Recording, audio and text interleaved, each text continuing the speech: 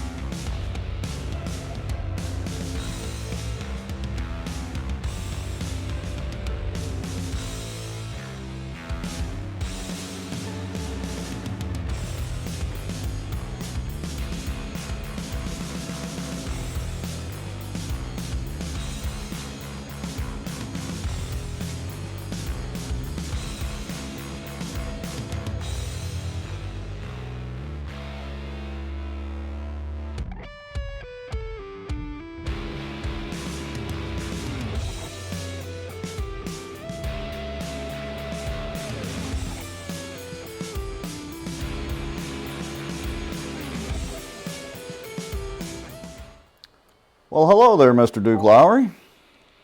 Well, hello. Hi. That came a little faster. 2 minutes. We have audio, we have video. That's amazing after, what have we had, a week and a half kind of break or whatever now? Yeah, no, I mean, I'll tell you, this election law has had me stressed out. What about you? Oh, absolutely. It's, of course, the race, as we know, was, well, let's just say sort of close, and then the recounts and the lawsuits and then of course, that's on the presidential side, then everything going on locally. So, yeah, it's been interesting to say the least. You said the race. I mean, the race is still going on. Yeah, no kidding. Yeah, of course, the Electoral College doesn't meet till, first or second week I think second week in December or something like that? Yeah, and a shout out to Mike Collier. Mike Collier, is a elector or voted to be an elector, and he'll be casting one of the ballots, in the Electoral College. Excellent, which is, actually kind of certainly prestigious as far as elections go. That's actually cool.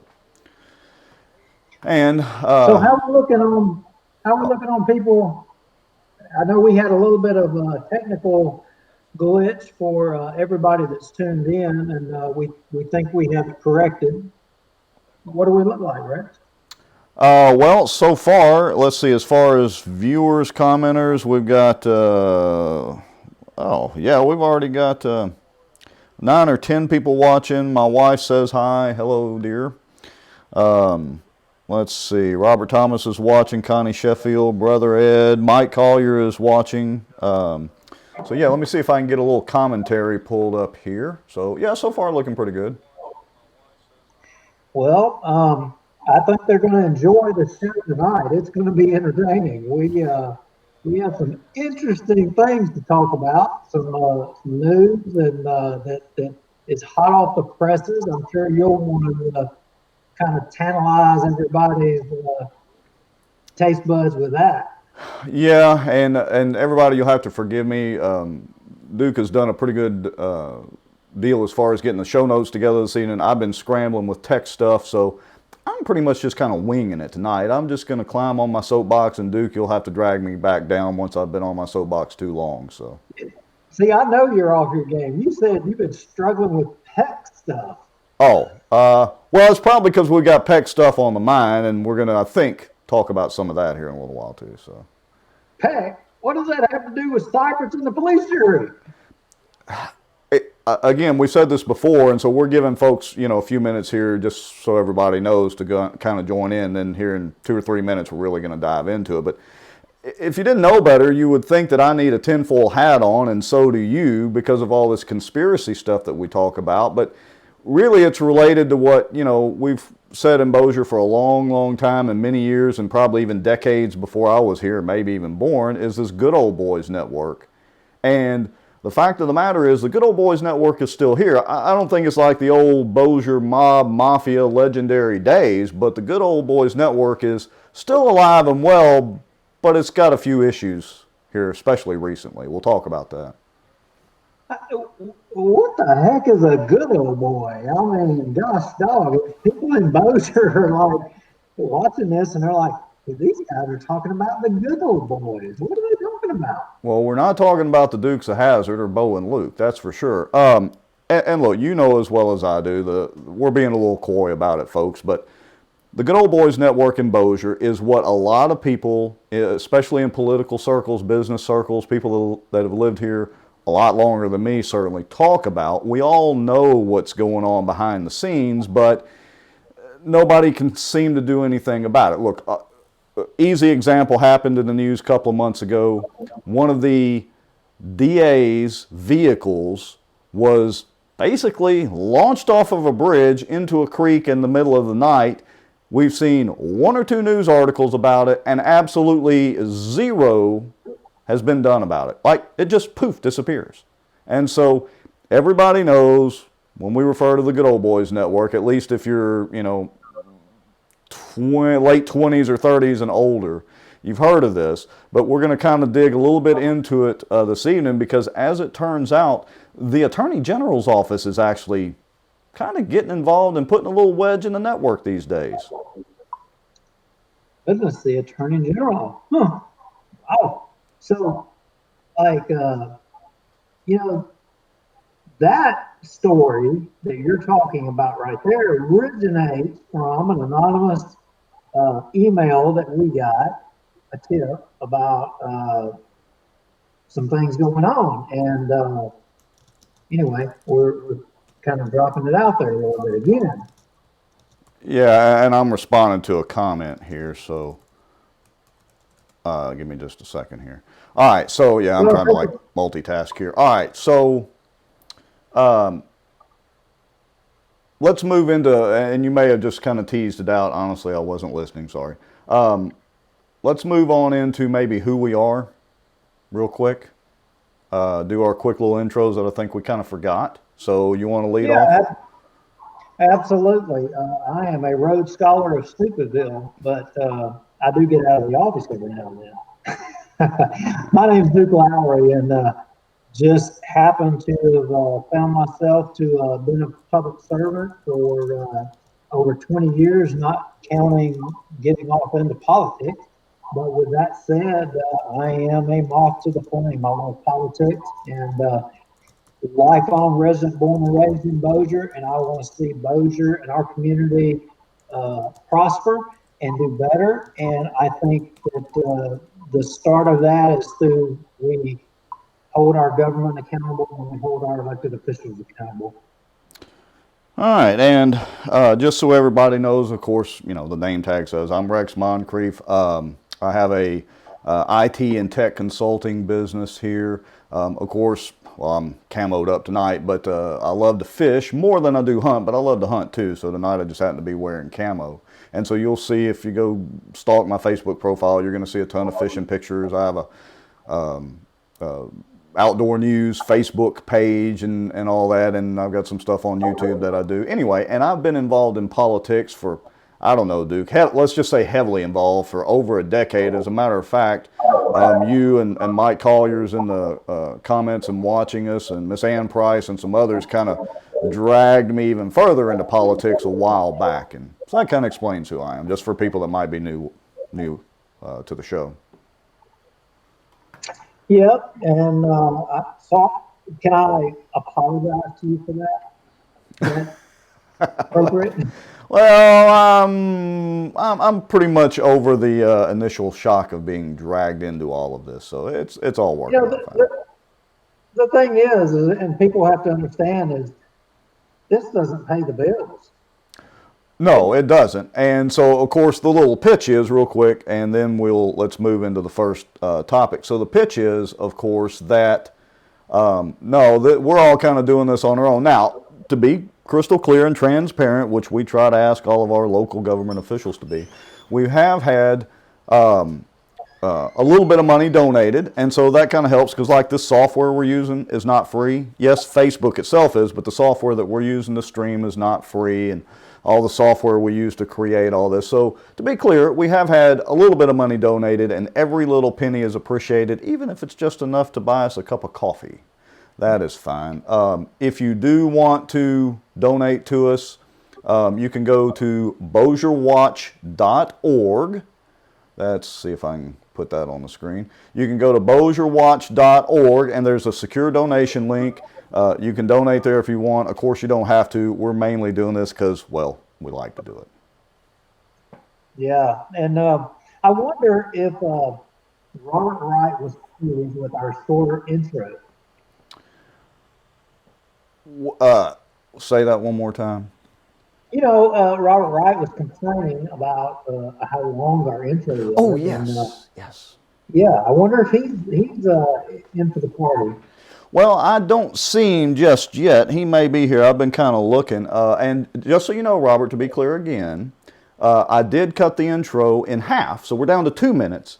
And so everybody knows we do that intro and a little 2-minute countdown and have the little popcorn thing, really if you want to go get some popcorn. But number two, so you can like and share and tag, and gives people a few minutes to kind of get involved in the show. Like right now where we're kind of going on and on for a couple of minutes, that lets more people build into it so they don't miss the real topics that we're here to talk about. So, You know, and I see our good friend Renee Hall. I mean, and kudos to her because she is really stepped up on the issue regarding Cypress Public Value.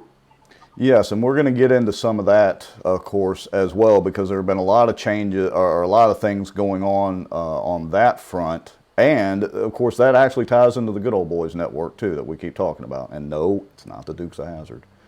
All right, so our goal here is to provide citizen-based factual reporting of things that go on in Bossier City. Of course, Duke and I both have quite a bit of experience in political things. Let's just keep it that way. Duke's run for a couple of offices and all that. We were both on the Bossier Republican Executive Committee. Duke, you're still currently on the Republican Executive Committee. And so we've got a lot of insight into this. Let's move into topic number one. Looks like, what do you have down there? The library? Yeah, no, I think we needed to cover back over what we covered in the last show. It's been a little while, and that was a conscious decision by you and I to delay having a show. We knew folks were going to be wrapped up in the presidential election and really not wanting to engage, I guess you could say, or burn out. And even I'll be honest, I've been burned out. But look, we can't lay down. We can't, move along. We've got to deal with things, and we've got to move forward. And anyway, here we are. We're ready to start going. I will say this: local government hasn't stopped. They're still moving along, and the things that need to be discussed, and people understanding what their local governments are doing and talking about it, they need to know. We need to be having those discussions. Can they go to, let's say, for an example, the Legislator website and get an example of the minutes or what have you? Yeah, they can, but a lot of people would rather have it, I think, in the way that we're presenting it right here. Well, yeah, and I'm fixing to put a little graphic up here right now. Let's see. Give me 1 second. Let's see. BPJJ, fix your audio. And so as I'm typing that, and I'm going to make that presto appear on our screen. So here's what this means. Bossier Parish Police Jury, I'm speaking to all of you guys. if y'all can jack up our sewer rates, oh wait, we're supposed to talk about that in a minute. If y'all Hold can, up a second. if y'all can increase things, you can afford to get better audio in your Facebook live feed. If we as common citizens can do it, even the Caddo Commission, the Bossier City Council have good audio feeds and good video feeds. Bossier Parish Police Jury, yours sucks. There's just no way to put it. If you go and look at the comments on the Bossier Parish Police Jury Facebook page, their live videos, their live streams, the comments are 99 out of 100 complaining about the audio. You literally can't hear. So y'all need to be transparent and go do something about it. It's going to cost you a whole lot less than going to one fish fry out at the Cypress District. Oh, sorry, I'm jumping ahead again. Wait a minute. Okay. I'm not going to go there. You jumped out ahead. I'm going to go back to the topic at hand. So last show and updates, we need to review what we covered in the last show real quick because we got a little housekeeping that we need to do. And there's been a little bit of information has came our way since our last show and what we discussed in there. Okay, so, and again, you caught me paying attention to the comments. So do we want to go ahead and move into that, or do we want to go ahead and go to the December 5th stuff? Well, I'll tell you what, let's just get this out of the way and let's say this. So the last show, we talked quite a bit about the library. We talked about cameras along the highway for everybody. And we've had a little bit of a response from that. And that originated from an anonymous tip, via proton mail. You put the instructions in there. If people have information in an anonymous tip, they can create a proton mail account and they can forward us information. It's encrypted. It's in another country, and we're just sharing information, and we have no idea who you are. Correct. So we were given a little information about it, and then we put it out there. So as a result of what we put out in that video, the Bossier Parish Library System sent us an email and basically shared a little bit of information to us, correct?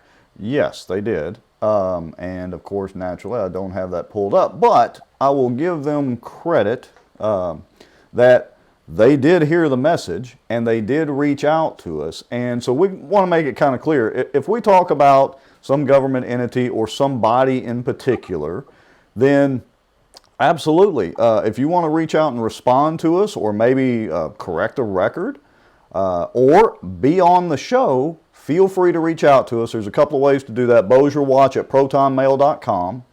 If you go to protonmail.com, you can make your own free, completely anonymous account. You don't have to use your real name or anything.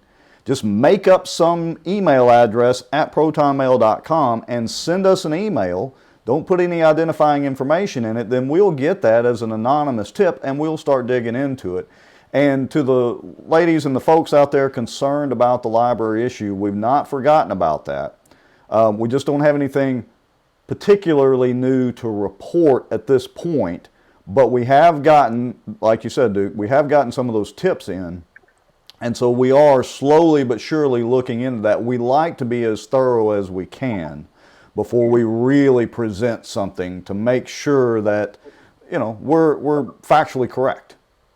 And we have more right at this moment. We'd love to get into that, but we have more pressing things to talk about and time sensitive that we need to get into tonight, which incidentally, to everyone watching and to anyone that will watch after the fact of this video, did you know that there is I know November is broken down and November is like a punching bag, but December 5th, you have another election. Who knew? Yes, we do, and I'm going to put a graphic up for that as well. Let me see here. All right, let's see. December 5th, election, runoffs, and our Central Committee. All right, so I'm going to add that to the screen too. Okay, so Duke, like you were saying, there is another December the 5th election. I know everybody's tired from the presidential election and all that, and the turnout was insanely good. And by the way, I've talked to our registrar of voters, Stephanie Agee, who is a wonderful person. Full disclosure, I was on the Bossier Parish Board of Election Supervisors for several years. And she said she was absolutely willing to do an interview and kind of explain the voting process and how it works in Bossier City. I can say with absolute certainty that those ladies in the Registrar of Voters office and the Clerk of Court's office run a very tight ship. And so Yes. you can absolutely vote with a lot of confidence in Bossier Parish. But we do have the December the 5th election coming up. There's going to be, a couple of runoffs in that, and then the Republican State Central Committee election. Is that correct, Duke? Yeah, that's correct. Hey, Rex, yeah, you have any audio? I'm okay. Yours sounds a little garbled to me. Can you hear me okay? I can hear you fine. I can hear you fine. I mean, I can hear you. It's just a little, not super clean, but again, you're on the remote end. So is somebody mentioning some audio issues? Yeah. Maybe we adjust here a little bit. Let's see if that will correct things. Somebody getting echo, or what did they say? A little muffled. Okay. All right. So December 5th election, we got some runoffs and the State Central Committee. I guess full disclosure, I'm running for State Central Committee in District 8. Duke, you're running as well, I believe. All right, Duke has an echo. Yeah, I saw that. Okay. So I think it will improve now. yeah, okay.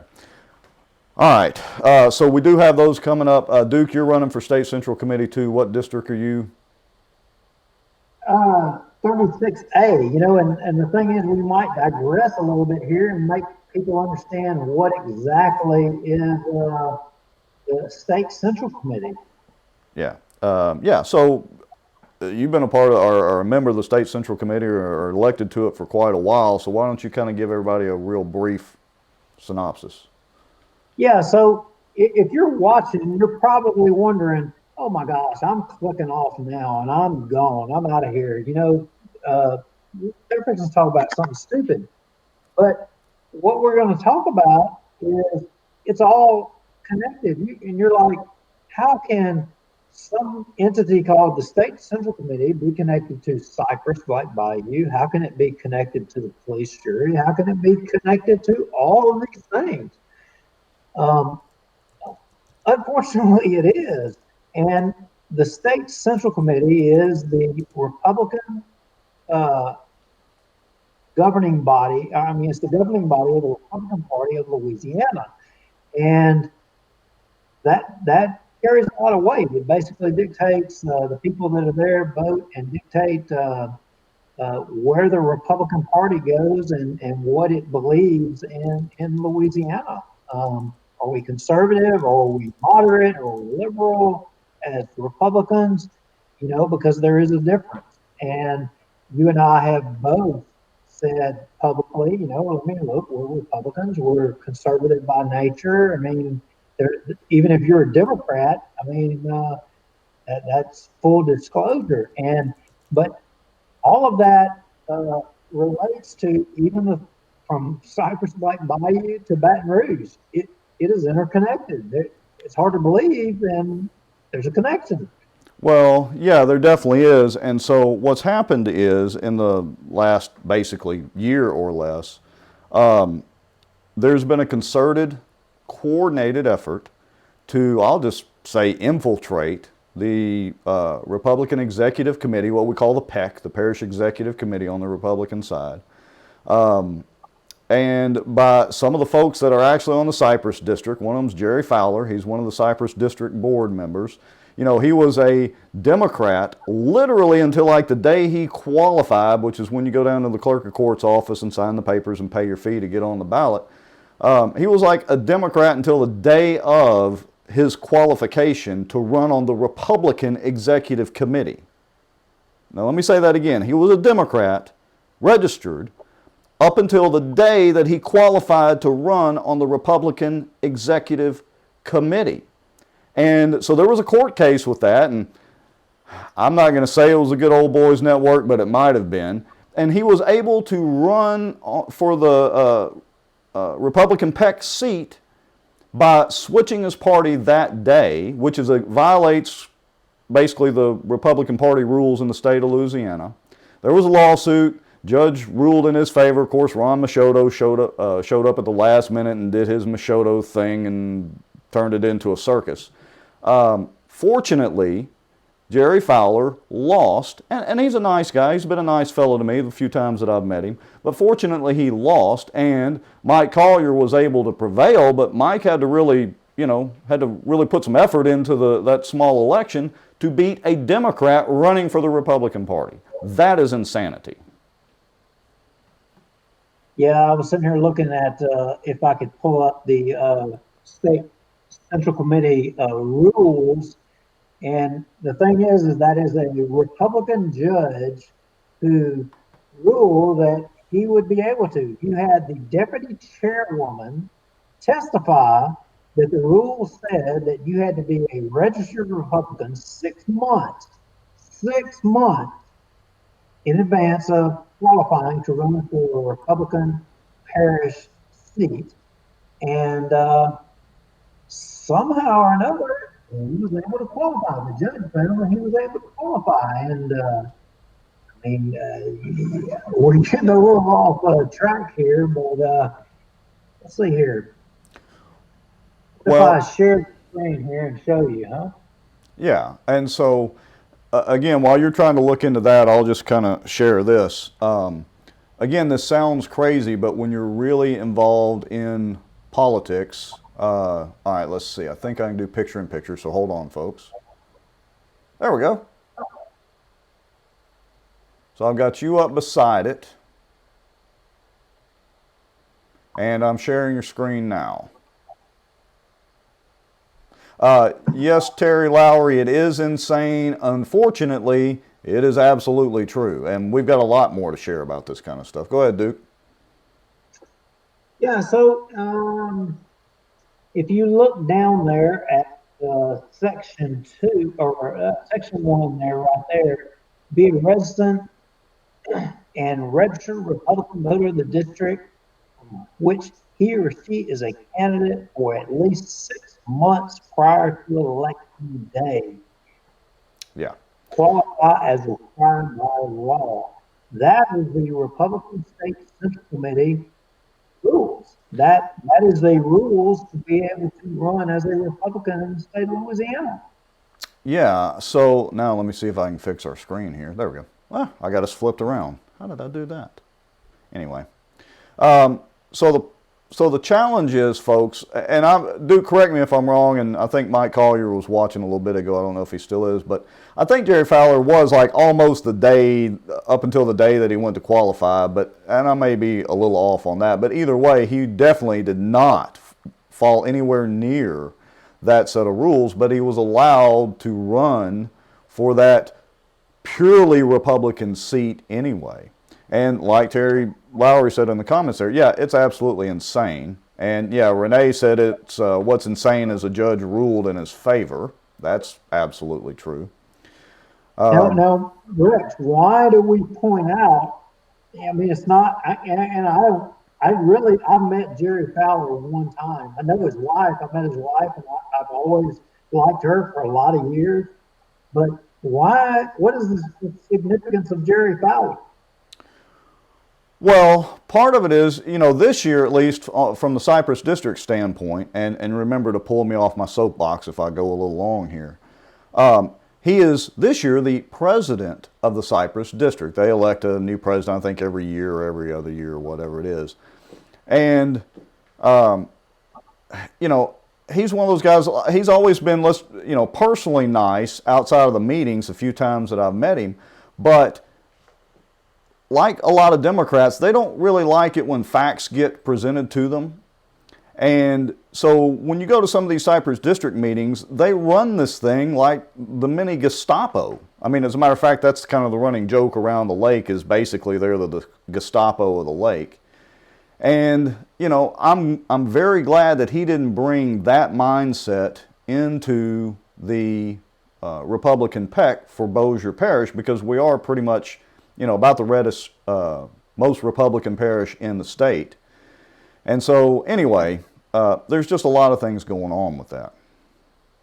Well, I know we have gotten way off track, but we need to kind of get back on track. I mean, but the interconnections here, folks will not believe, and our videos are going 2 hours long. People want us to shorten them up, and we want to do that.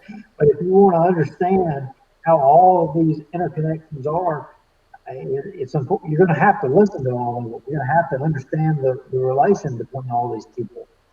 Well, let me point out one extra thing too, as I'm kind of getting my train of thought going here, is that, like a lot of Democrats who love to raise our taxes, while Jerry Fowler and the other current board members were on the Cypress District Board, don't forget that in 2019, they tried to double their millage rate. That Cypress District is one of the taxing authorities for Bossier Parish. They cover 60 some odd of the 82 precincts, I think 64 of the 82 precincts.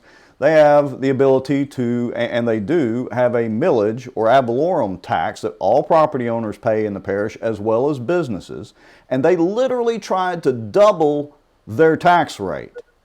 Now, luckily, they were defeated 90% to 10% at the ballot box, so that tax didn't go through. But now what they've done is they have actually done, almost in the last couple of years, a six-fold increase in landowner fees, which, you know, they call it a fee. Let's be honest, it's really a tax just for the landowners.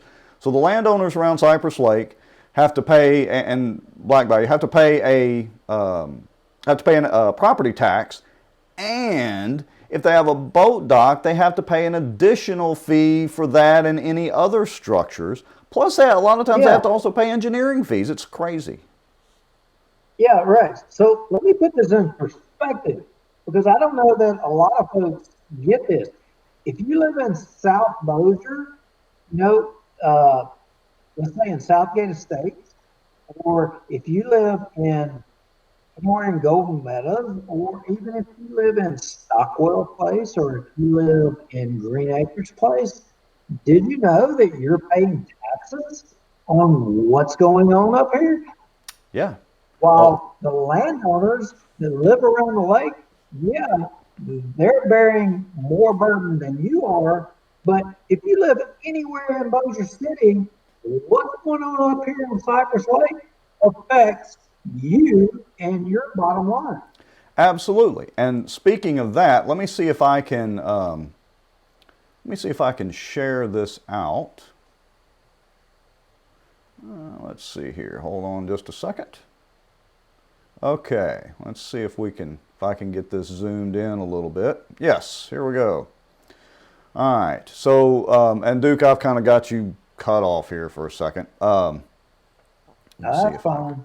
All right. So, but your audio's still on. So, folks, if y'all can see this screen, these are the financials for the Cypress district. And you should notice and see a lot of red down there towards the bottom of the screen. And that red means losing money. Now, if you look over here at the right side at the bottom, you'll see a black $475,000. That doesn't mean that they're making money this year. Now, they are a government entity. I'm not talking about they should be making millions of dollars, but they certainly shouldn't be losing a lot of money. That black 475 in the lower right side of the screen shows positive, but that's for 2020. So we don't have all of the November nor the December expenses in there. And they haven't paid their $321,000 loan payment due last July of 2020, this past summer. They haven't even made that payment yet. It's not in their financials. So by the time you do that, and some other things come in, they're going to be at zero, probably losing money again. And look, here's the other kicker. You can't, as a regular tax-paying citizen that's paying for them to lose money, you can't go visit the park right now and go walk around the trails. Can't do it. So the problem is, again, where does Jerry Fowler and the Democrats tie into this and all that? Well, Jerry Fowler's the president of this board. Robert Berry, who I remind everybody is being sued by both the Bossier DA and the Attorney General's office. There are 2 lawsuits for dual office holding. They're the people that run this. And they want more tax dollars so they can keep losing money. Whoa, Rex. This is all Republicans. Well, sort of Republicans. Well, I hate to use that term. I hate to use the term rhino because everybody throws it around now, and rhino is so diluted nobody pays attention to it anymore. This is all conservative Republicans. Yeah, they can call themselves conservative. Shall we get into the, shall we jump from the Cypress District back over to the police jury yet? Because we've hammered the Cypress District. It's real simple, folks. They're losing money hand over fist. They have 2 lawsuits against them, and so far this year they've paid $200,000 to a Caddo Parish, a Shreveport law firm, to file lawsuits against the citizens who are paying the taxes for a park that you can't even go to and enjoy. That's it in a nutshell. If you live in Bossier, you're paying for you suing yourself, right? Bingo. Like that. Wait, it gets even better. So let me segue over to the police jury because I'm headed there now. So the police jury had several citizens, including me, come speak before them, and we requested that they ask for Robert Berry's resignation because they appointed Robert Berry to the commission, and then he was selected as the executive director by the commission. And he's been paid $120,000 a year, violating the law. It's dual office holding. The DA's office finally filed a lawsuit. But we didn't ask for the lawsuit as citizens. We asked for the Bossier Parish Police Jury to ask for him to resign. But they didn't ask for him to resign. They instead had the DA's office file a lawsuit against Robert Berry and the the Cypress District, which means that Robert Berry is paying for Ron Machota to defend him, but the $200,000 Caddo Parish / Shreveport law firm for the Cypress District is now being paid by us to defend a lawsuit from the citizens of Bossier Parish and with the AG suit, the state, against Robert Berry. So, yes, we're paying to sue ourselves. Wait a minute. You said Ron Machota. Oh, yeah. Of course they got Ron in there. Oh, Ron Machota, wait a minute. Does that mean we're supposed to shut up and quit talking now? Yeah, because he's king, and when he walks in there, everybody has to bow down to him. Just, that's part of it. Yeah, but why is that? Well, because all these people know each other. With politics and campaigns and stuff like that? Well, wait a minute. We're not supposed to talk about that, right? Yeah, we're not supposed to talk about the fact that one of the judges in the 2 lawsuits is the brother of one of the ADAs. He's also a former ADA, and he did actually disclose his association with his brother, the ADA, assistant district attorney, who is also one of the attorneys for Robert Berry up until July or August. Finally, Andrew recused himself, but there's this huge tie-in. Well, that sounds like what you're supposed to do. Yes, it is, except he offered to recuse himself. No, he didn't offer to recuse himself. We got to get more of the details, but basically he let the other attorneys know of that situation, but didn't really think that it merited recusing himself unless, how the attorneys do it, however they do. They all requested that he did, or however they legally do that. So it's crazy.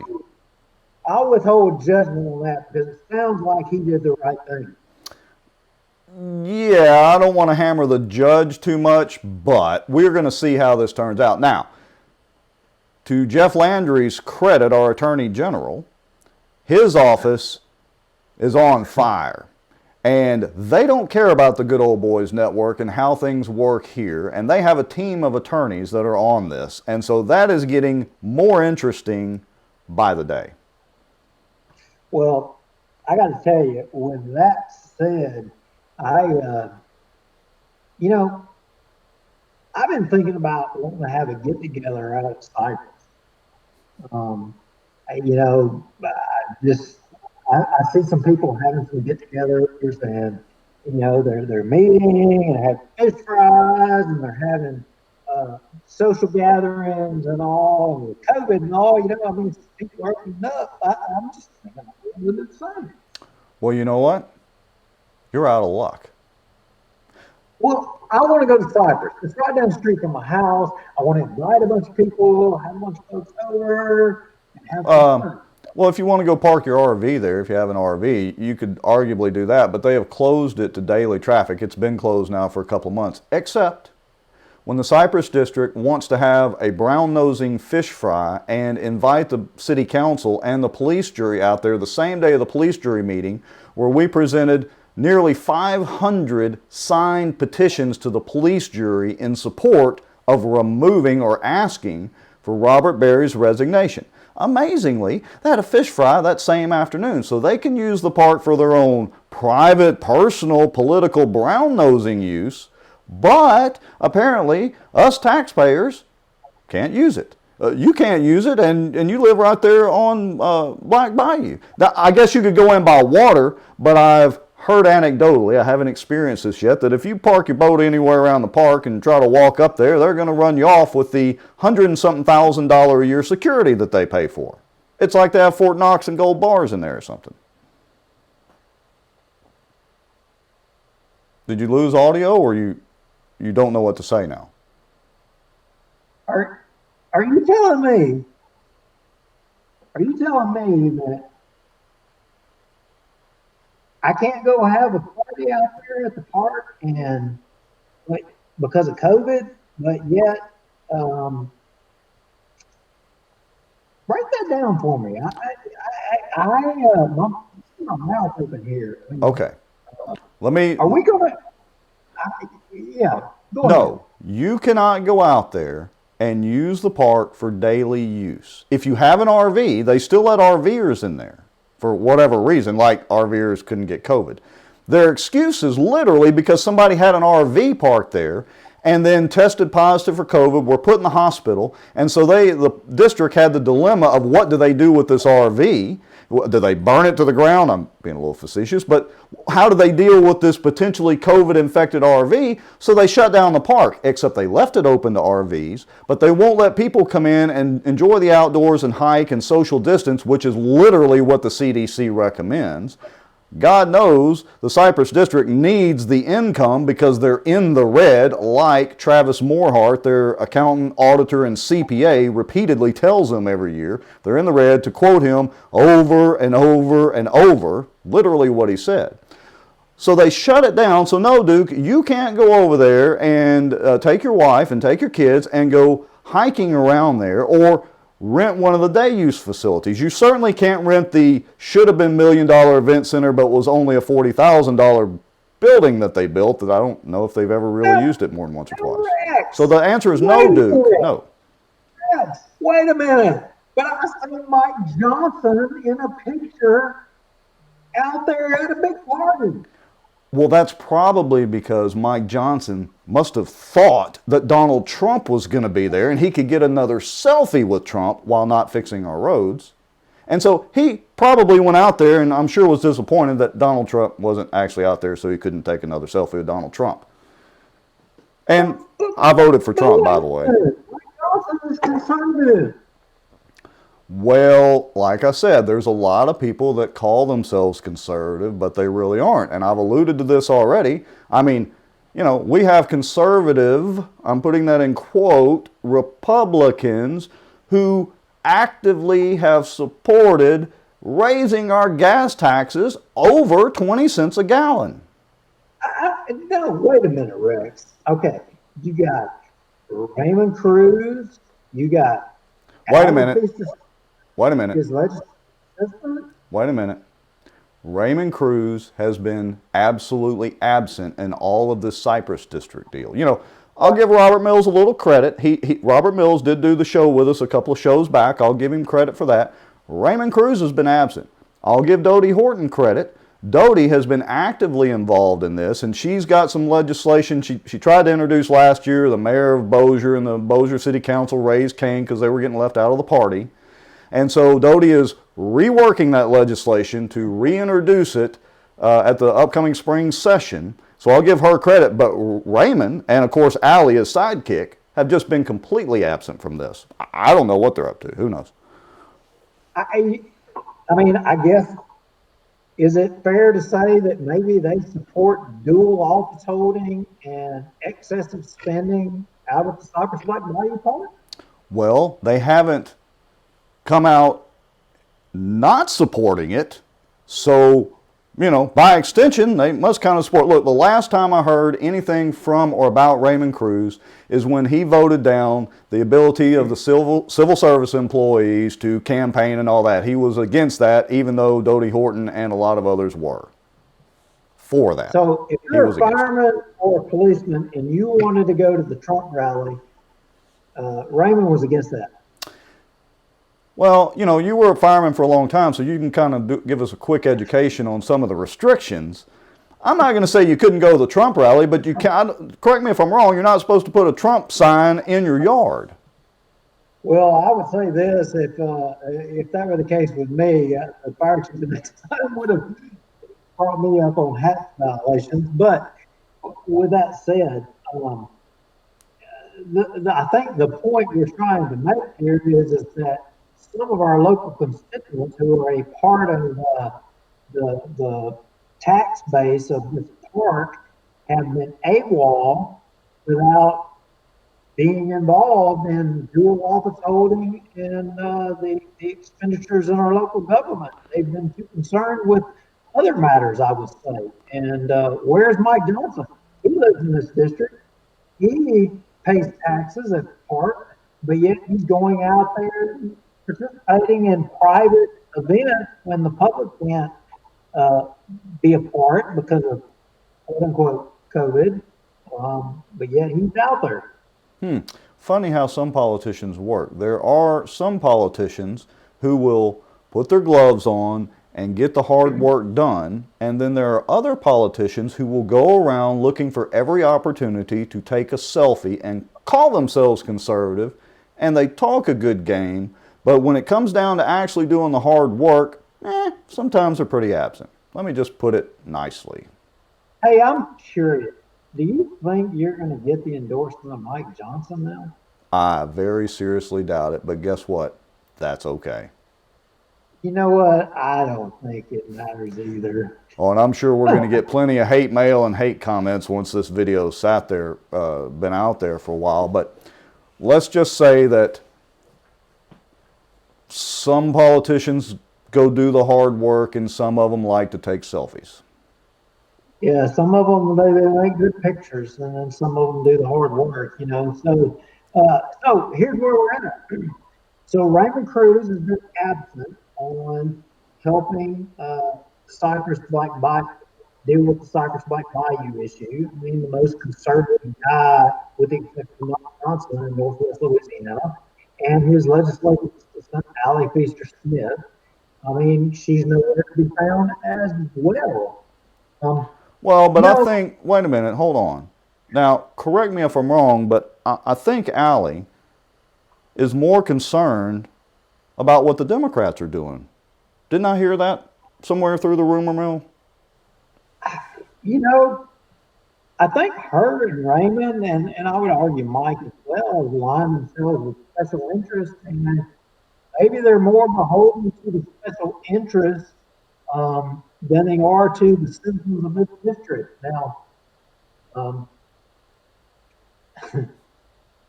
hey, look at me, biting my tongue. How is that? Okay.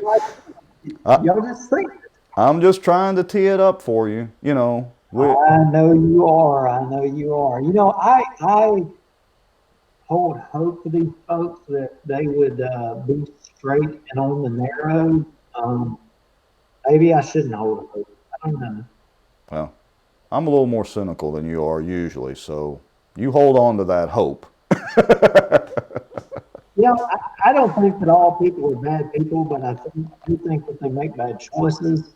And I think we've had some bad choices recently. And the time for uh, shaking a little bit of that out, I expect a mail case against you and I both from all these folks calling us liberals or saying that we're not conservative. And then arguably, you and I are probably the most conservative folks in the parish.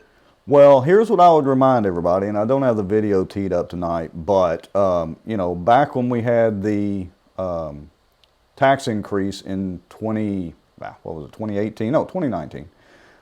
For the school board, full disclosure, I was not in favor of that, although I am in favor of teacher raises. That obviously our teachers need to be paid more. But I'm the one that was doing the news interviews and talking about what that particular tax at that point in time was going to cost our local businesses, cost property owners, and the whole 9 yards. I didn't see any of our other local politicians even taking a stance, even though I had conversations with some of them about it. They didn't want to touch that subject because on one hand, they knew that it was a 40% tax increase and they didn't want to come out for that. But on the other hand, they didn't want to make the teachers angry because they didn't want to be seen as anti-teacher. So the real problem here, Duke, you're right. Look, I'm giving Raymond a hard time. He's always been super nice to me. He has to me as well. Yeah, so this isn't personal. It's just the fact. They tend to watch and see which way the wind's blowing, and they go with the way that the wind blows, not necessarily the right way. And I mentioned this earlier about this gas tax, because I'm quite sure the person who makes this quote, which we're about to show, because I've got an itchy trigger finger, if we didn't have the video from this, or the audio from it, excuse me, if we didn't have the audio from it, would absolutely deny that this was ever said. Oh, no, no, no, no, no. Even though the Bossier Parish Police Jury is literally right now deciding on raising sewer taxes as well. Now, granted, they need to because it seems like they didn't calculate costs correctly, or I don't know what all happened. I'm just starting to scratch the surface on it. But they're raising that. And again, it just parallels with all this with Republicans who call themselves conservatives, call themselves Republicans, but they're actually not. They just call themselves that to sound good. Yeah. Now, Rex, I mean, every election, it seems like there's one side that gets attacked and is whatever named as being liberal or whatever, there's something they're attacked with, and the other side is never attacked, ever. And it always seems like it's this team and that team, and it seems like this team is always the one that wins, and this team, the team that wins, is the one that attacks. And there's always a common denominator with that team. Well, yeah, there is. There is the common denominator, the one that's pulling the strings. And, look, the truth is that starts with Mike Johnson's camp around Bossier Parish. And I know there are a bunch of people that are going to have a conniption fit over this. But now, do you think Mike Johnson, let's talk about Ann Price. There was a text that went out that said that Mike Johnson endorsed Tommy Chandler against Ann Price. Ann Price is the deputy chairwoman of the Republican Party. I mean, she worked for Tom DeLay and is the most conservative person I know in Bossier Parish. I mean, and I don't know where to go from here. It's a political shell game. And it is and this is the reason, this is the reason that I kind of got out of some of the political things that I used to do. Because I was sitting there going, all these people, not all of them, but most of these folks are doing is just trying to help themselves. They'll pull any string, they'll move any piece of the shell puzzle around to make sure that they do things like go to Washington and take selfies with Trump. Really. And you're right. Ann Price, if I'm over here on the right, well, our camera's backwards, but if I'm over here on the right, she's way further on the right, has literally helped build the Republican Party in the parish of Bossier and across the state, yet our leading Republican U.S. rep, probably, I don't even think he probably called her, I could be wrong on that, maybe he did, but endorses Tommy Chandler. And look, Tommy Chandler's a nice guy. It's nothing personal against Tommy. But this is a political shell game. Now, wait a minute. He called Ann Price and said, that's not true. I didn't endorse. Oh, really? Yeah, he did, as I understand. Mm-hmm. But the thing is Tom Taylor, I've known him a lot. I mean, if he called me right now and asked me, I would do anything for him. Sure. We used to have a yearly crawfish meal together. Our history goes way back, and but Ann Price is also been loyal to me, I guess you could say, and I know her heart, and I don't think Tommy Chandler was lying or deceiving in what he was doing. I think it boils down to maybe that he just kind of put out there exactly what was happening, and maybe somebody else didn't want other people to know exactly what was happening. Well, some of the involvement I used to have with campaigns, we used to have, layers and filters between the candidates and the people on the ground. Let's just put it that way. And so a lot of people don't understand is that, sometimes campaign, and I'm not talking about PACs, I'm talking about things individually that need to be done, but the candidates don't necessarily want or need to be associated with that thing. And so you build in these layers and these walls between those things so that the candidates have plausible deniability. Now, I'm not accusing Mike Johnson of doing anything illegal or anything like that. I'm just telling people how this stuff works when you're behind the scenes with a campaign. And I'm certainly not accusing Tommy Chandler. I saw him in Strong's about a week or two ago. I was in there eating lunch with a friend of mine. Super nice guy and all that. But it's the principle of all this of why you wouldn't have a dyed-in-the-wool Republican such as Ann Price being supported by the supposed dyed-in-the-wool conservative, best thing since sliced bread for the Republican Party, U.S. Rep.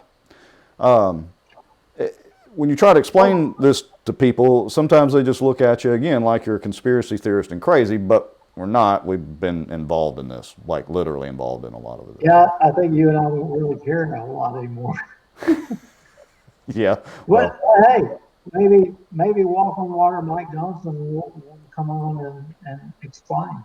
Sure. Hey, he's a great speaker. Love to hear him speak. Hey, I mean, little David Duke, we can talk about it. Yeah. Okay, so let's move on because we're at 58 minutes now. Oh my gosh, here we go. We wanted to be at 30 minutes and we're going to blow 2 hours. Yeah, well, all right, so I'm going to jump us right now. So just so, I've alluded on this 20 some odd cents a gallon gas tax situation and that's been supported by one of our current police jury members. That would be Doug Rimmer. And full disclosure, when I was at the police jury meeting a couple of weeks ago and did a presentation on some of the Cypress shenanigans and all that, I give Doug Rimmer credit. He absolutely listened to it. If I remember right, he even asked a couple of questions and all that. So I'll give him credit for that. But here's the problem. How can you be a true conservative and go on Keel Radio and say this? Will Doug Rimmer consider increasing our gas taxes? No, I'll consider it. I think that's one of the things that we should have done back in the 80s when the last time they passed it. They should have indexed it to inflation or something. But the bottom line is we've been robbing Peter to pay Paul, and Peter's broke. They have also mentioned a 23-cent a gallon gas tax increase. You think that's way out of line? I don't think it's way out of line. It's high. When it goes down 20 cents, if that's when we could do the tax. But we're going to look at all of I don't even know what to say to that. Broke. I really don't. How Peter's can, broke. yeah, I think I got that. I think I got it wrong in our little promo we did. I think I said Paul's broke or whatever. But how can you be a conservative Republican? But he's a And conservative. well, you're right. I challenge any of our folks in the Republican Party right now, our elected officials in Bossier Parish. I challenge every one of you to define conservative and do it in 2 sentences. Rex, he's the chairman of the Bossier Parish Republican Party. He's a conservative. Well, there's been an infiltration.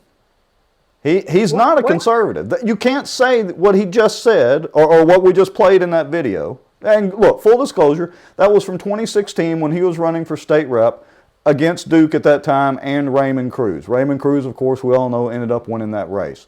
Robbie Gaddy was also in the race. So you can't say that you're a conservative, yet come out. That wasn't taken out of context. I did edit some of it down to shorten it a little bit, but I've got the full clip if anybody wants to hear it. You can't say that you're for 23 cents a gallon tax increase and let's wait till the gas price drops so we can raise it up so maybe people won't gripe as much. That's literally what he meant. You can't square that up. You just can't. So, okay, wait a minute. So, oh, wait a minute, I forgot. Okay, this is going to be like snooty here. You're not on the PEC no more. Right. Who did you run against? Oh, Doug Rimmer. Oh, But that's right. to be clear, he's more conservative than you. Okay, so with that said, being more conservative than you, I wonder who could have recruited him to run. I wonder who asked him to run. Was it an assistant ADA? Was it a legislative assistant for a state representative, a conservative? All conservatives. well, all claiming to be conservatives, and remember those layers of insulation that I talked about. But yes, and look, folks, in full disclosure, I did qualify for the PEC race, but I did like 0 to run and be elected again against Rimmer. And he did win. What was it, 60 to 30% or whatever? I forget what it was. And in full disclosure, we're both on the ballot again for the Republican State Central Committee on the December ballot. So I want to be crystal clear.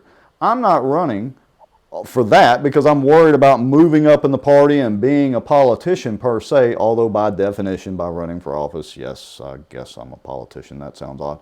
But it's because I don't want people who advocate for 20-something cents a gallon gas tax increase to be an official part of the Republican Party. That's insanity. Who say they're conservative. Sure. And I'll take the responsibility. I asked you to run. Yes, because I was going to get out of all that completely, but it is what it is. So I want folks to understand. And it's not that you or I don't like Doug Rimmer as a person. Right. But the fact of the matter is, I mean, we have a different ideology of what conservatism is. And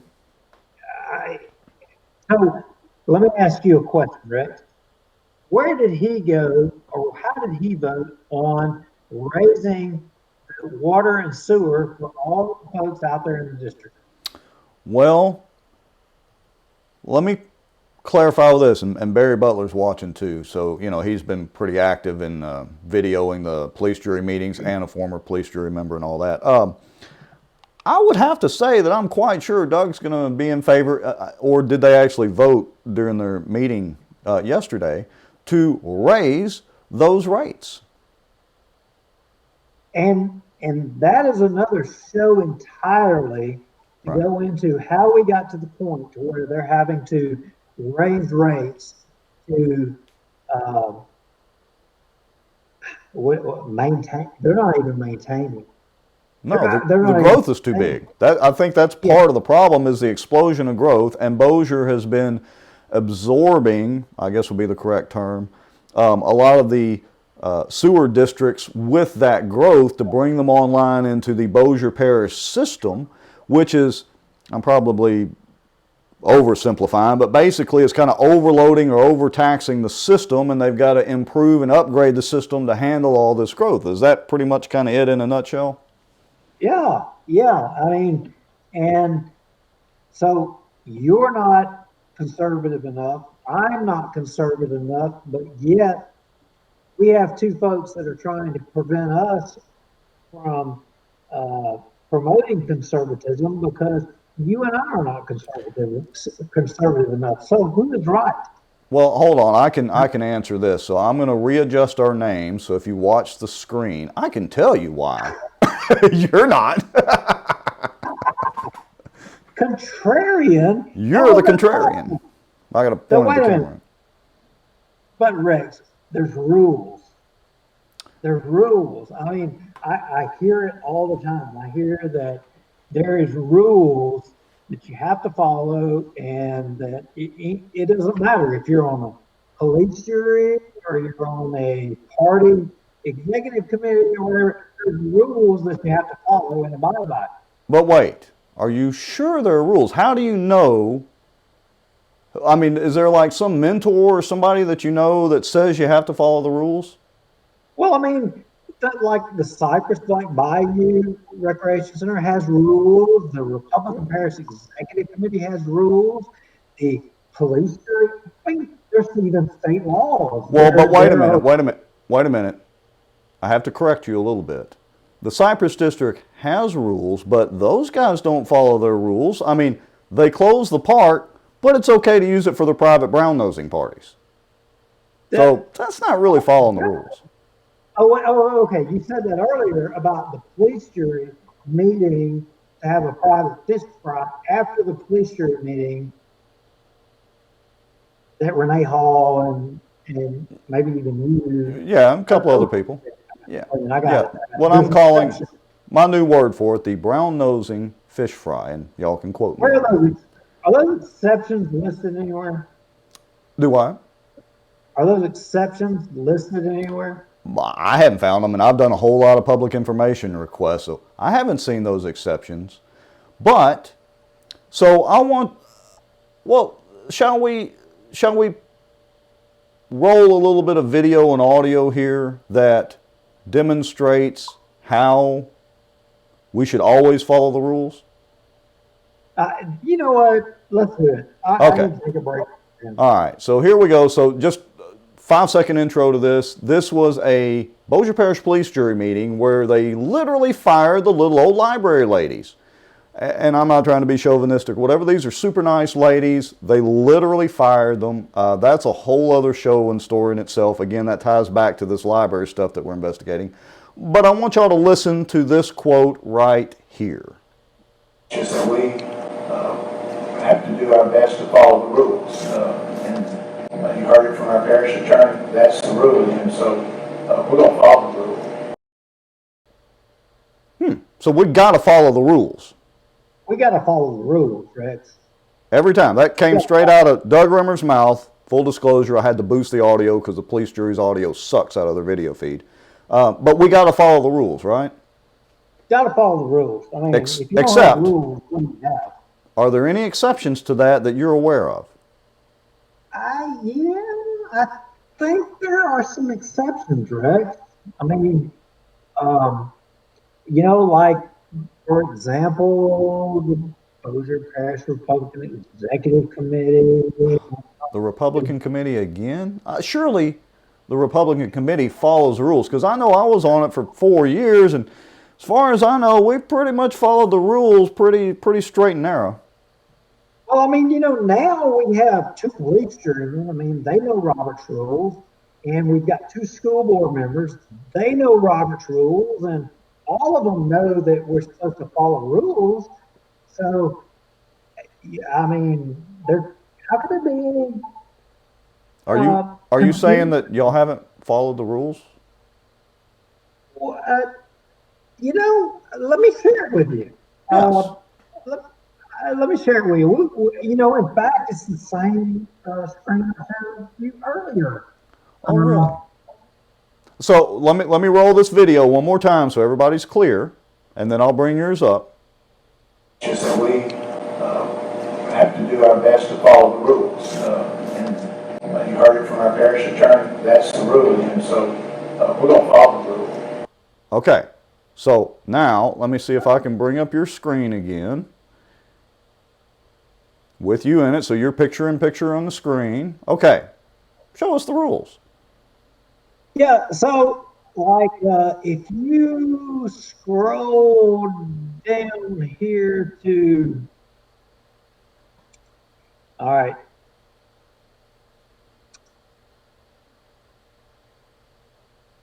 Well, we're at an impasse here. Well, didn't you have it? B1? Was it B1? Go down, right? Yeah, there you go. PEC membership, B1. Yeah, there you go. So the qualifications to be on the Republican Parish Executive Committee.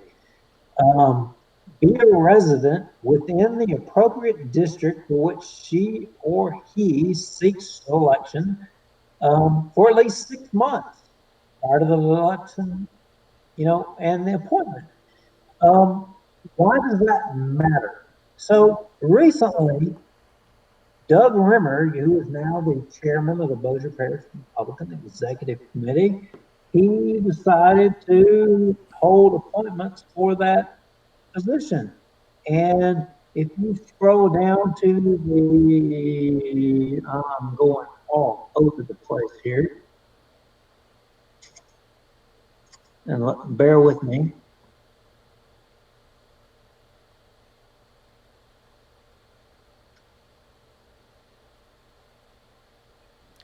And so folks that are watching while Duke's scrolling through that, here's the point that we're driving at, is that it would seem that the rules only apply when certain people need the rules to apply, but the rules don't necessarily apply if certain people or elected officials might be using the Republican Executive Committee to help boost their chances of stepping from one elected office maybe to another. But they forget that the Parish Executive Committee is enabled by statute. And so it has to follow certain actual Louisiana statutes and laws, as well as its own bylaws that are registered at the Clerk of Court's office, as well as the state GOP rules. And then, like most meetings and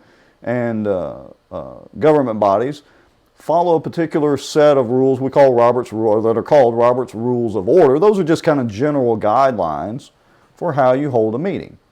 And sometimes these don't get followed. Yeah, so basically what happened with the Bossier Parish Republican Executive Committee is that Doug Rimmer decided that a appointment to a vacant position to be made where the parish bylaw say that the appointment has to be in compliance with state law and the Republican Party of Louisiana. Well, the Republican Party of Louisiana says that to qualify to be a candidate must be a registered Republican voter in the district from which he or she is a candidate for at least 6 months. So guess what?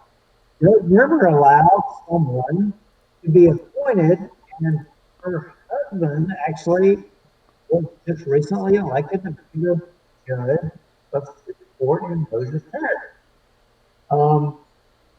In contradiction to the Republican State Central Committee rule.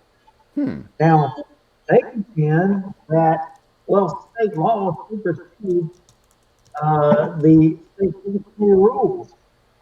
I would contest that there is a lawsuit in Baton Rouge that says, and is in the process of process that says that state law can't dictate how a political party can govern themselves. And this would fall under that as well. So the rules only apply when certain folks want the rules to apply, maybe. Would that be fair to say? Yeah, absolutely. All right, so let me see if I can get our screen set back up. Let me add back in here. Let's flip that around. There we go. Put your name tag there. Okay, so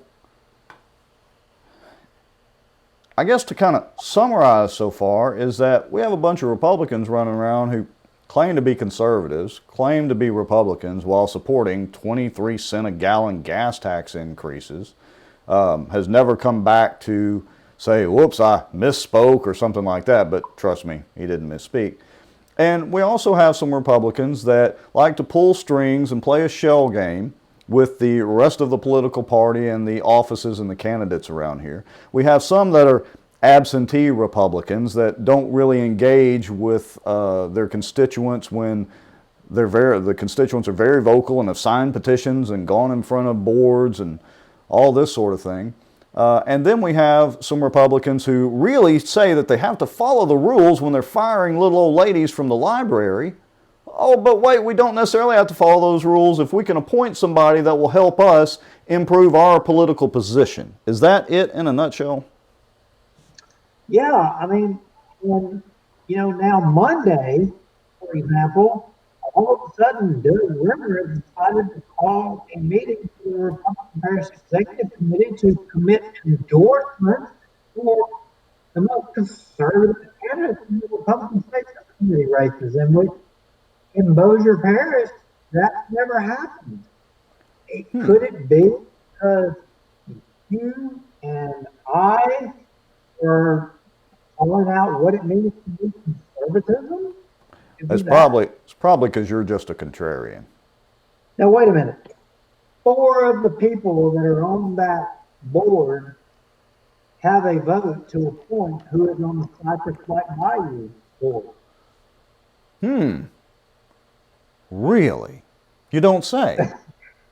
4 of the people on that board vote for who's on that board to raise the taxes on all of the landowners, and if you live in Bossier City or... Oh, wait. There's a couple of them on that board that tried to increase everybody's taxes in Bossier Parish 40% about a year ago, right? 40%? Well, yeah, they claimed it was 23% on average, but if you run the easy math, it was a 40% millage tax increase that 75% of the parish voted against them. So they were on the wrong side of the fence, but now they're on the Republican Executive Committee. Okay, now wait a minute, Rex. Wait a minute. Let's give those couple of individuals the benefit of the doubt. If they want to, on their own, set the record straight of how things came to be, then so be it. They can either come on and wait a minute, I'll make it even easier. So there's 2 of them on the PEC that could be the one I'm talking about. So I'm going to be a little coy about this. So you got a 50-50 shot of figuring out who this is. One of them was at a meeting at Shane's Restaurant on Texas Street over here, not far from me, and told me that he wasn't really for the tax increase, but he had to be for the tax increase because, of course, he was on the school board and didn't want to upset the teachers. That's a direct quote. So if that particular person comes on, trust me, we're going to have a little chat about that.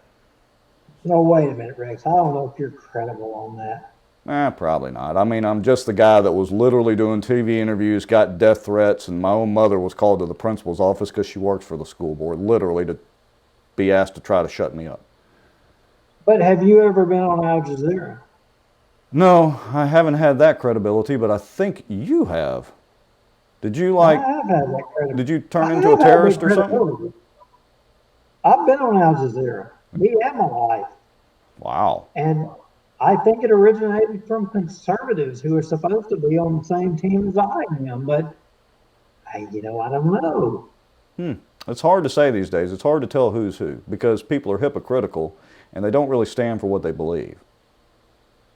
Maybe it depends on what church you go to. Maybe. Maybe. Fortunately, I don't know. I don't All go know to that is church. that my opponent, Allie Feaster Smith, is nowhere to be found on the Cypress Black Bayou issue and dual office holding and the excessive spending out there. Your opponent, he has enabled the executive director to have carte blanche to do whatever he wants to do. Sure. Look, I know for a fact there is other support on the Bossier Parish Police jury to ask for Barry's resignation. They should want to do it just so they don't get caught up in the crossfire of all this as the police jurors tacitly supporting it by not asking him to step down. Now, whether he does step down or not is irrelevant. We all know he's not. It's a $120-something a year job. As executive director, and again, they only appoint him as a member. They're not appointing the executive director, to be clear. So I know there's other support, but yeah, it's whether people have the wherewithal to actually do what's right and speak up, or if they're just going to play the good cop, bad cop routine and let the DA's office run it through the good old boy network. There, I said it. You know what? Maybe, just maybe, we just need to let it all go and become more like the Democrats. I mean, I'm thinking that perhaps the Democrats got it right, and we just need to stop fighting and submit. Well, maybe so. I don't think so because I just can't do it. Some people can. Some people can walk the fence. Some people can go take selfies. Not me. I mean, you know me. Once I decide I'm on one side of the thing, that's pretty much it. I'm on it. I think that's why me and you get along so well. Yeah. All right. So we're at an hour and 21 minutes. We probably need to wrap this up. Yeah, we'll wrap it up. So I would assume that we maybe have tantalized a lot of things, and I think that a lot of the names that we spoke about will absolutely be interested in the next show that we have. So maybe we ought to lead into our next show where we'll continue this discussion. Yeah.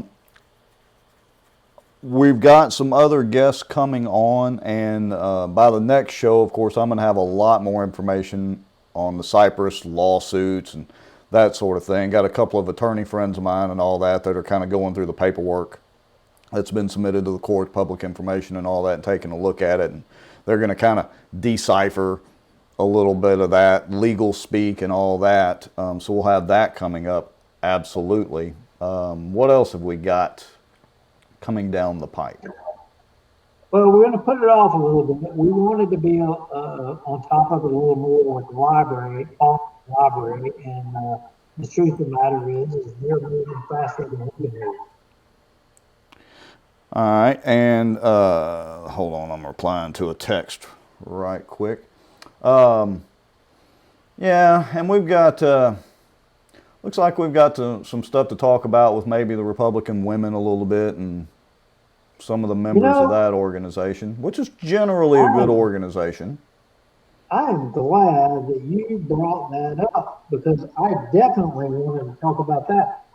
And I'm just going to go straight to the point. Jane Smith.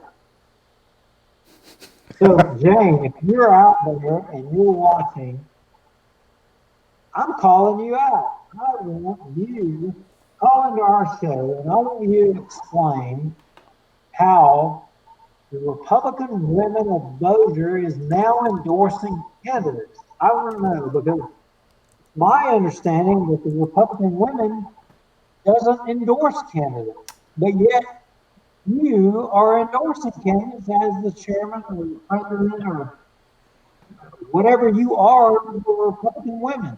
Well, wait a minute. So I think it's time we had a discussion about Jane Smith. Hold on. Are you talking about this? Hold on. That is exactly. But you know, we can't see that. We Well, see hold on. Mike Johnson. Let me see if I can get down there a little bit. Oh, there we go. Yeah, Down there there at it the is, bottom. right here. Republican Women of Bossier president. If I understand correctly, there again, following the rules. We are not following the rules again. Yeah, it says, I mean, it's right there in red and white, plain as day, president of the Republican Women of Bossier, and this is in the 37th district. Huh. Yeah, that looks like a rule violation there. Yeah, and I don't know Lorraine Spratt. She may Right. be a fine person. I don't know anything about her. But what I do know is that Jane Smith is using an organization and breaking the rules, kind of like Doug Rimmer. Yeah, the rules are great till you need to not follow the rules. Yeah, and like special meetings and oh wait a minute, no, not regular meeting, special meeting. Yeah, special meeting because we can't have the rules restrain us.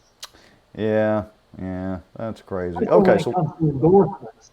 yeah, let's see. We've got to talk about We some should be more. more like the Democrats, where we can just be fluid and we can, move from point A to point B as needed. Yeah, who was that was kind of alluding to that or said that or whatever? Would that have been Allie Feaster Smith talking about basically what Eddie Raspone's position is? Yeah. Eddie Rasconi. The guy that lost. Eddie Rasconi, the guy that ran for governor and he was losing. He spent like all of his money trying to become the governor, and he attacked an honorable man in Ralph Abraham, Congressman Ralph Abraham, who's been a good guy, been a good congressman for the state of Louisiana.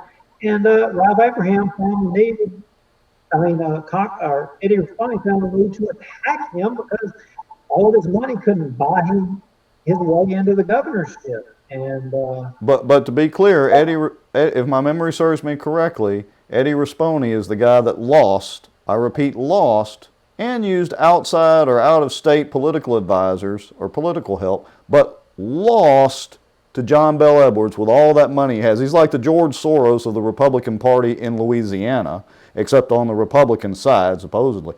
He lost, right? he lost. Yes, Okay. he did, Rex. And I've never met Eddie Rasconi. No, I hadn't think he's either. probably a good guy, and I think his heart is probably in the right place.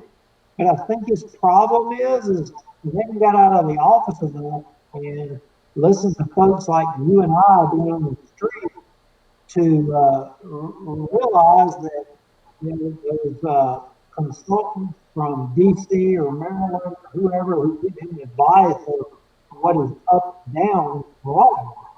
And it's my understanding now that he has a vision for changing the Republican Party to be more like the Democrat Party. So if you're a Republican out there and you think Eddie Rasconi is the greatest thing, got news for you. He's wanting to try to kind of change it to like the Democrat Party. Well, I might have, and again, full disclosure, of course, I've never met him. Might be the nicest guy in the world, but politically, he gave us John Bel Edwards again. Now, look, I'm a little biased on the subject, so I'll let you kind of tee it up a little bit if we're going to go there. Or do we want to hold on to it? Let's wait a little bit on that one. So, full disclosure, there will be more full disclosure next time. Next time. Boy, that segued right, didn't it? Yeah. Well, let's end it with that. We've got lots more to talk about. Of course, we went way over time again, but we still do have half a dozen people that have stayed awake to follow us along. So I would like to say to everybody that has watched, whether you're watching live right now or we're here, for a few minutes of the show, may watch it later and all that, thanks for watching. There is a lot of stuff that is woven together with all of this, and You know, sometimes it seems like we're going in S curves, but trust me, as we progress through these episodes, we're, as you can see, beginning to kind of tie this together. And it's not crazy conspiracy theory. There are elements in the Republican Party itself. They're not real Republicans, or certainly not really conservative, but they absolutely want to use the party as a stepping stone to further and better themselves. That's kind of it in a nutshell to me. It's not about better government. It's not about making your life better. It's about their own self-interest. Exactly. Let's end it with that. We're out of here, So folks. tired. See ya.